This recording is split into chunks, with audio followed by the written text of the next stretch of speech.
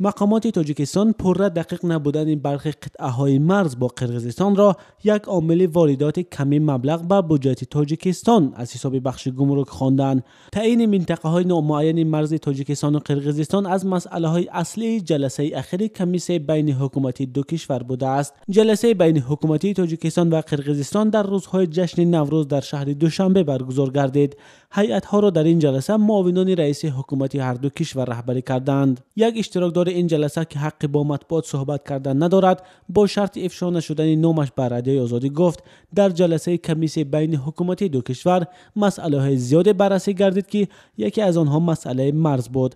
به قول منبع جانب تاجیکستان بیشتر سر آن تلاش داشت که تا منطقه‌های نامعین مرز بین دو کشور هر چه زودتر دقیق و نظارت در آن پرزور کرده شود. همصحبت رادیوی آزادی گفت جانب‌ها تلاش دارند تا سفر قریب الوقوع امامعلی رحمان رئیس جمهوری تاجیکستان به بیشکک در مسئله حل منطقه‌های نامعین به توافق رسند. ضمناً سنه سفر رئیس جمهوری تاجیکستان به قرقیزستان تا حال دقیق نشده است. هیئت‌های تاجیکستان و قرقیزستان در حال مسئله مرز را به بررسی گرفتند که قبلا خدمات گمرک تاجیکستان نیز از شفاف یا بی‌نظارت بودن برخی قطعه‌های مرز دو کشور اظهار نگرانی کرده بود. عظیم ترسونزاده معاون رئیس خدمات گمرک تاجیکستان قبلا در یک نشست خبری در دوشنبه 26 ژانویه سال جاری گفته بود شفاف ماندن مرز با قرقیزستان یکی از 4 عامل است که به اجرا نگردیدن نقشه واردات پرداخت‌های گمرکی تاثیر منفی رساند. تاجیکستان و قرقیزستان بیش از 900 کیلومتر مرز مشترک دارند و بیش از 500 کیلومتر از آن هنوز علامت گذاری نشده است. مرز تاجیکستان و قرقیزستان منطقه‌های نیز دارد که در یک کوچه شهروندان دو کشور زندگی می‌کنند.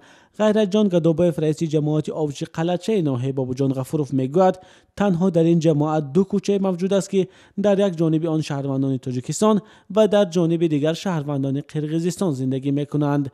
به قول جناب گدابایف ساکنان منطقه‌های پخت‌آباد و قلعچه به جانب یکدیگر گذشته داد و گرفته مال می‌کنند. رهبر جماعت آوچی قلعچه ادعا دارد که در این گونه منطقه‌ها کارمندان گمرک و سرحدبانان هم حضور دارند و مسئله گرفتن باج گمرکی را آنها نظارت می‌کنند.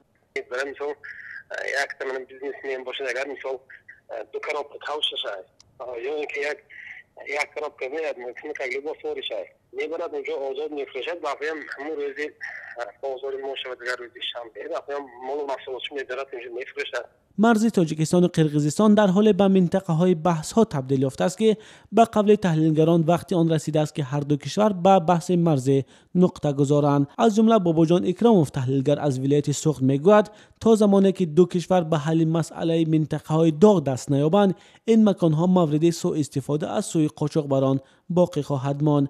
قاچاق نه تنها از قرقیزستان به تاجیکستان بلکه از تاجیکستان به قرقیزستان حتی از تاجیکستان با روسیه یک هفته یا 2 هفته پس از جنوب تاجیکستان شروع میشد انتقال سبزوات بروقتی به خاطر آن که باج گمرکی نسپارند بچه‌ها حرکت میکنند که از این نکات بحث برانگیز دو استفاده کنند یعنی رایگان سبزوات بروقتی را از طریق قرقیزستان با روسیه انتقال دهند. این تحلیلگر تاجیک میگوید سیمخواربندی و یا مینه‌گذاری راه حل نیست و تجربه نشان داده است که به طور زور اداره کردن سرحد به جز مناقشه و چیزی دیگر آورده نمیرساند. باباجان اکراموف میگوید بهتر است دوشنبه و بیشکک از تجربه تاجیکستان با ازبکستان در مسئله علامت